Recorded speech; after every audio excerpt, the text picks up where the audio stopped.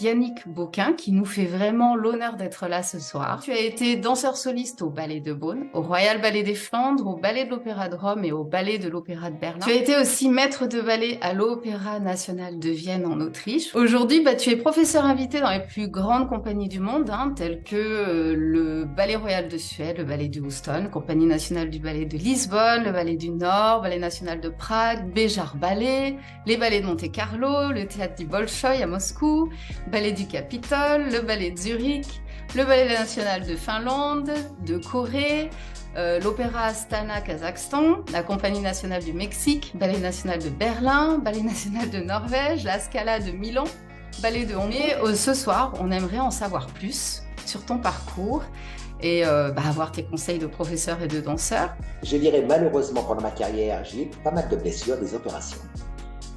Mais j'en ai tiré profit dans l'enseignement. Au moment où je me suis lancé dans l'enseignement, de construire mon cours d'une façon, saine pour le corps. Je pensais beaucoup à la préparation du danseur. Alors, ma conception, disons que je parle des cours de compagnie, ma priorité, c'est vraiment chauffer le danseur, qu'il soit chaud. Après ça, il pourra attaquer les répétitions, que ce soit du contemporain, du classique, du néoclassique, quoi qu'il touche, quoi qu'il fasse, je veux que le danseur soit chaud. Ça, c'est mon objectif. Ensuite, bien sûr, je travaille sur beaucoup d'autres choses, mais c'est vraiment structurer mon cours de façon à ce que tout soit chaud en profondeur. Les articulations, le dos, les bras, l'esprit. Il y a travaillé l'esprit aussi, donc avec des cours simples, où on connaît déjà l'exercice avant même d'en y commencer, parce que le professeur est dans une routine. J'essaie de choper le corps et l'esprit. Parce que normalement, un bon danseur peut trouver du travail. S'il ne le trouve pas en France, il le trouvera à l'étranger. Il y a quand même de la place pour les bons danseurs. Donc, tout dépend de la formation qu'il a eue. Et oui, parce que les directeurs, je les connais, ils sont prêts à prendre. Quand les danseurs sont bons, ils les engagent. Et il y a des bons danseurs, mais il n'y en a pas non plus à l'appel. On peut faire la différence entre un très bon danseur, un bon danseur et un danseur moyen. Et bon, le directeur, son rôle, c'est de prendre des bons danseurs. Donc, je ne sais pas. Voilà, si le danseur est bon, normalement, il trouvera de la place. En France, difficilement, parce qu'il n'y a pas tant de compagnies que ça, et les compagnies sont petites. Toulouse, par exemple, où je vais travailler aussi, au Capitole, la compagnie n'est pas énorme, c'est une quarantaine quand même. Et bon, les danseurs sont très bons, c'est une très belle compagnie. Il y a de tout, les Italiens, les Français, il y a de tout. Et le directeur prend vraiment les bons danseurs. Mais si un bon danseur se présente, comme il y a toujours des roulements, des danseurs qui partent, une fille qui tombe enceinte, etc., il y a toujours une place qui se libère au moins une fois dans l'année, 2-3 postes se libèrent. Maintenant, il faut que les danseurs se présentent au bon moment, c'est le facteur chance aussi, le bon moment. Et dans ce cas-là, s'il est bon et s'il le mérite, il aura sa place. Il y a Nice, avec Eric Buan, Avignon, je crois qu'il y a une compagnie. Il y en a une autre, mais bon, je crois que c'est plus contemporain, c'est à Nancy. Bien sûr, il y a l'Opéra de Paris. C'est vrai qu'avant, on avait beaucoup plus de compagnies que ça. Il y avait Lille, Roubaix, il y avait des compagnies avant. Il y en a moins. Mais bon, il y a aussi de la place à l'étranger. Il y a des compagnies en Allemagne. En Italie, c'est un peu plus compliqué aussi.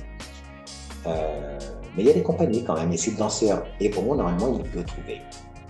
Que penses-tu des masterclass en ligne, studio online, etc., qui se sont ouverts post-Covid?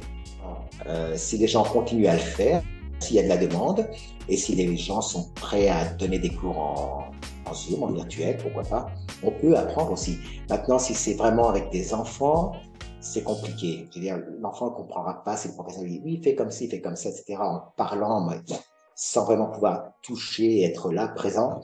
C'est compliqué, je pense. De ce que j'ai entendu des professeurs que je connais qui avaient des classes de 12-13 ans, qui n'ont rien pu faire pendant cette pandémie. Par contre, si on travaille avec des gens de 15, 16, 17 ans, là, ça va. Si vraiment ils ont un bon bagage et qu'ils peuvent comprendre de ce dont on parle, il n'y a pas de souci. C'est possible, je pense, oui. J'aurais voulu qu'on aborde un peu le métier des magiciens de l'ombre, c'est-à-dire des maîtres de ballet, puisque c'est le cas. Maître de ballet, oui. Alors, c'est ça le truc. Magicien l'ombre, hein. Comme tu dis, c'est parfait ça. C'est le danseur sait à qui il a affaire et il remercie toujours son maître de ballet après un spectacle. Il sait que s'il est arrivé s'il est arrivé, c'est grâce à lui. Le truc, c'est que le maître de ballet, il a cette position un peu très ingrate. Il est entre la direction et le danseur.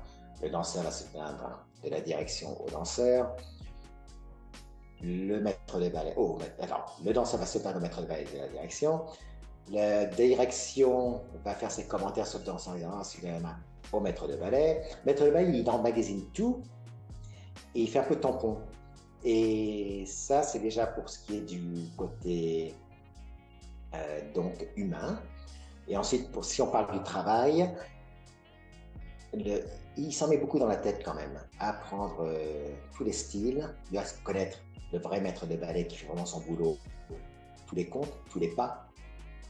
Quand on lui pose une question, d'être capable d'y répondre, pas dire attends, on va regarder la vidéo, ou alors demander à quelqu'un en fait comment tu fais de ton côté. Ça peut arriver, mais le maître de ballet qui normalement connaît son boulot, qui vient préparer, il termine pas sa journée à 5 heures quand tout le monde rentre à la maison. Il continue, il reste dans la salle de ballet, il se met les pas dans le corps pour mieux les expliquer le lendemain quand le danseur lui demandera mais comment ça se passe si le maître de ballet a la sensation du pas, le mouvement, il pourra mieux l'expliquer et il en ressortira que plus grand dans le sens où il sera plus respecté par les danseurs. Mais c'est du travail, c'est un travail incroyable, incroyable. C'est regarder tous les spectacles, regarder un spectacle sans regarder le spectacle. On regarde pas un spectacle, on regarde les danseurs qui font des fautes. Donc c'est pas qu'on regarde un spectacle. Quand on regarde un spectacle, on est assis tranquille et on admire. On n'admire pas. On est là et on a le papier, le stylo, le microphone, le téléphone maintenant. Et voilà, on note les corrections pour le lendemain.